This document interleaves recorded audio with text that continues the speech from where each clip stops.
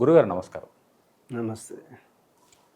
గురుగారు మన సబ్స్క్రైబర్స్ కొంతమంది అడిగిన కొన్ని ప్రశ్నలు అడిగి తర్వాత వేరే దాంట్లోకి వెళ్ళిపోతాను నేను. అసలు భక్తి అంటే ఏంటి? ఓం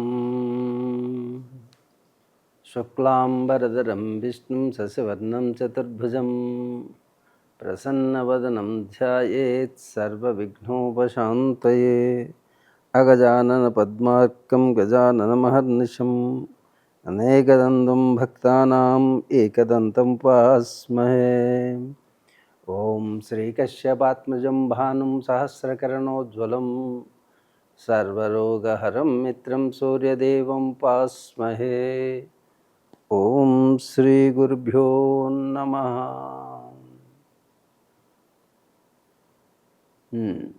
భక్తి అనగానేమి?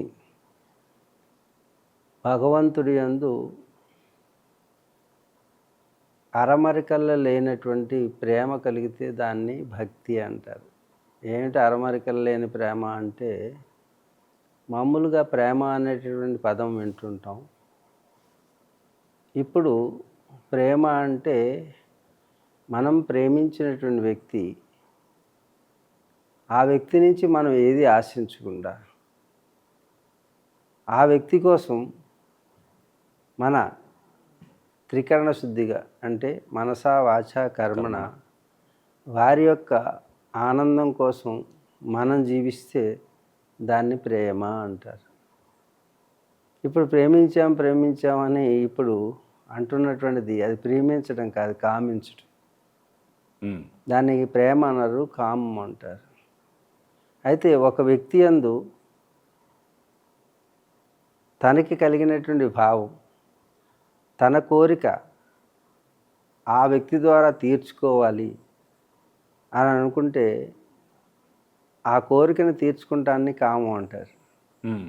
ఇప్పుడు సోకాళ్ళు ప్రేమిస్తున్నాను, లవ్ చేస్తున్నాను అంటున్నారు కదా, అది ప్రేమ కాదు, కామం. అంటే తనకు నచ్చింది అవతల వాళ్ళకి మనం నచ్చామా లేదో అక్కర్లా, మనకు నచ్చింది మనం అనుభవించాలి. తద్ వ్యక్తి ద్వారానో తద్ వస్తువు ద్వారానో మనం ఏదో పొందాలి అని అనుకుంటే దాని పేరు కామం. ఇదే పొరపాటున ప్రేమ అనుకుంటున్నారు.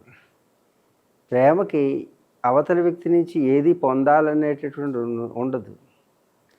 మనం మనసా వాచా కర్మణ మనం ప్రేమించినటువంటి వ్యక్తికి వారి ఆనందం కోసం, వారి సుఖం కోసం మన శరీరాన్ని, మన జీవితాన్ని వెచ్చించి వారి జీవితాంతం మనం వారి నుంచి ఏది కోరకుండా మనం వారి కోసం జీవించటాన్ని దాన్ని ప్రేమ అంటారు. అయితే మూడవది కామము, ప్రేమ, భక్తి. ఇక భక్తికి వస్తే వ్యక్తుల యందు కాకుండా భగవంతుడి యందు ఎలాంటి ట్రాన్సాక్షన్స్ లేకుండా, అంటే లావాదేవీలు. అంటే నేను భగవంతుడా ఈరోజు నేను నీకు 100 కొబ్బరికాయలు కొడితే నువ్వు ఈ ఫలితాన్ని ఇవ్వాలి అంటే ఇట్స్ కాల్డ్ బిజినెస్. ఇది వ్యాపారం అవుతుంది కానీ ఇది భక్తి కాదు. అందుకే భక్తులు చాలా తక్కువ మందే ఉన్నారు. అన్నమయ్య లాంటి వాడు, భక్త తుకారం లాంటి వారు, కబీర్దాస్ లాంటి వాళ్ళ పేర్లే చెప్తాం భక్తులంటే. అంచేత భక్తులు వాళ్ళు ఏం కోరుకోలేదు, భగవంతుడిని అలా అర్చించడము, సేవించటము, వాళ్ళ భక్తి తత్పరతని ప్రకటించడం, అంతేగాని వారి నుంచి ఏ కోరిక లేదు. ఆఖరికి భగవంతుడు ప్రత్యక్షమై, నాయన నీకు రామదాస్కి నీకు ముక్తినిస్తాను అన్నాడు. ముక్తి అంటే ఏంటి నాకు తెలియదు, నీ భక్తి తప్పితే నాకు ముక్తి అంటే ఏమిటో తెలియదు అన్న. ముక్తి అంటే ఎలా ఉంటుంది స్వామి అని అడిగాడు. అంటే భక్త రామదాస్కి చెప్పాడు, ముక్తి అంటే నీవు ఇక నాలో కలిసిపోవడం, ఇంకేమీ ఉండదండి. స్వామి మీలో కలిసిపోతే మిమ్మల్ని సేవించే అదృష్టం ఏమైపోతుంది నాకు? మీ భక్తులు నీ నామ సంకీర్తన చేస్తున్నటువంటి భక్తులను చూసే అదృష్టం నాకెక్కడి నుంచి వస్తుంది? కాబట్టి నాకు ముక్తి వద్దు స్వామి, నేను మిమ్మల్ని నిరంతరం చూసి మిమ్మల్ని సేవించుకునేటువంటి అదృష్టాన్ని నాకు కల్పించండి స్వామి. మిమ్మల్ని భక్తులందరూ కూడా రామా రామా అని వాళ్ళు భక్తితోటి మిమ్మల్ని సేవిస్తుంటే ఆ భక్తులందరినీ చూసేటటువంటి అదృష్టాన్ని నాకు కల్పించండి, నాకు ముక్తి వద్దు స్వామి అన్నాడు. అందుకే ఆ భద్రాచలంలో ఇప్పటికీ ఆ రామదాసు అలాగే చూస్తూ ఉంటాడట.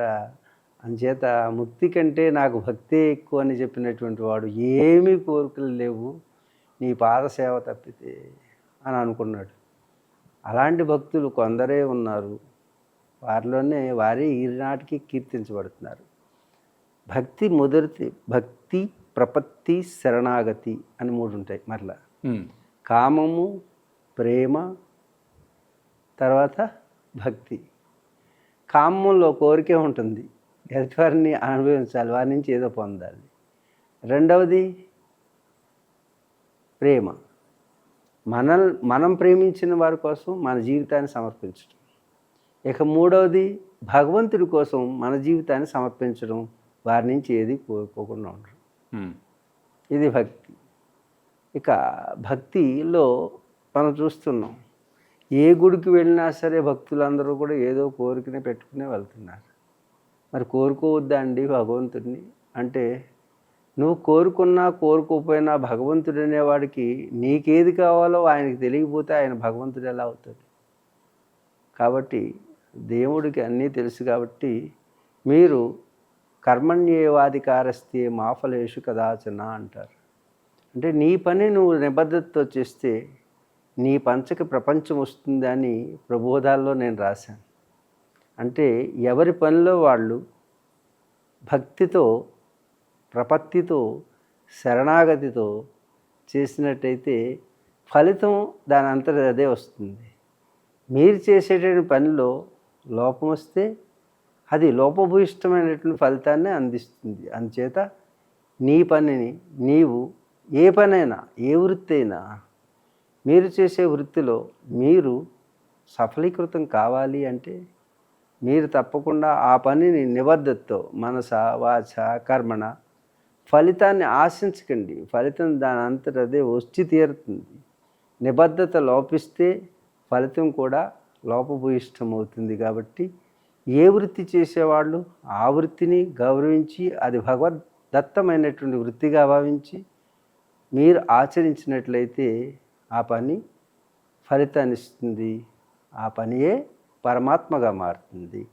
ఈ విధమైనటువంటి భక్తి భగవంతుణ్ణి మాత్రమే కొలిస్తే భక్తి కాదు, కానీ మీరు చేసేటటువంటి ప్రతి పని భగవత్తత్వమే. అందుకే పనియే పరమాత్మగా మీరు భావన చేసి ప్రతి పనియందు భగవంతుడు ఉన్నాడనే భావనతో చేస్తే మీ పనియే మీకు ఫలితం. ఆ ఫలితమే మీ జీవన విధానానికి, మీరు జీవించడానికి ఫలితాన్నిచ్చి మిమ్మల్ని పోషిస్తున్నది పనియే. కాబట్టి ప్రతి ఉద్యోగము కూడా పరమాత్మగా భావన చేయండి. అందుకే పనియే పరమాత్మ. దేవాలయానికి వెళ్ళి మీరు ఆ వాతావరణంలో కూడా మీరు ప్రశాంతంగా ఉండి, మనసు ప్రశాంతంగా ఉన్నప్పుడు మీరు కోరేటటువంటి కోరిక ఏదైతే ఉందో అది సిద్ధిస్తుంది. కానీ ఆ కోరికలని తోటి మాత్రమే వెళ్తే భక్తి కాదు. కోరికలు లేకపోయినా భగవంతుడికి మీకు ఏది అవసరమో, ఏ సమయానికి మీ కర్మఫలాన్ని ఎలా అందేవాలో అలా అందిస్తాడు. కాబట్టి ముందు కర్మణ్యేవాధికారస్తే, మీ పనిని మీరు చక్కగా చేయండి.